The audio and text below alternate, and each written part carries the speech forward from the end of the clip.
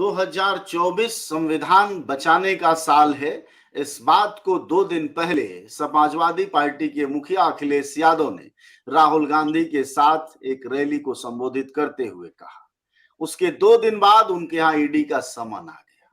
तो जाहिर तौर पर संविधान का संकट तो है, लेकिन जिस तरह से अंतरात्मा जगाकर दूसरी पार्टी के विधायकों को भारतीय जनता पार्टी एन केन प्रकारेण हॉर्स ट्रेडिंग कहें, अंतरात्मा की आवाज कहें, सब कुछ के जरिए कैसे खत्म कर रही है, आप सब देख रहे हैं। भारतीय जनता पार्टी शब्दों का कैसे माहौल बना रही है हमारे पीढ़ियों के लिए, यह भी जरा सोचिए।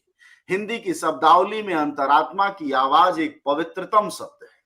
उस आवाज को आमतौर पर यूज करने का वक्त सबसे शांति और सबसे पवित्रता का होता है, लेकिन इस शब्द का इस्तेमाल हॉर्स ट्रेडिंग के मुकाबले खड़ा कर दिया गया।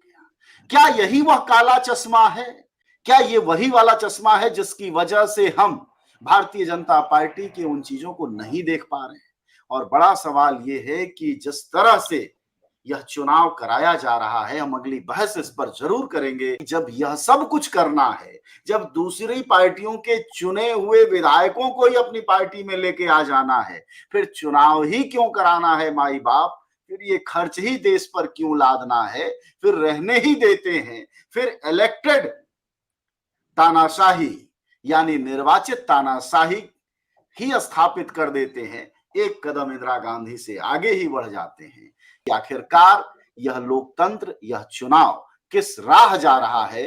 क्योंकि ऐसा नहीं था कि अंग्रेज जब आए थे इस देश में तो वह लूटने आए थे। अंग्रेज जब इस देश में आए थे तो इसी देश के लाखों हजारों लोग उनके समर्थन में भी थे, लेकिन 200 सालों में उन्होंने हमारे देश का क्या किया, यह हम सबके सामने है।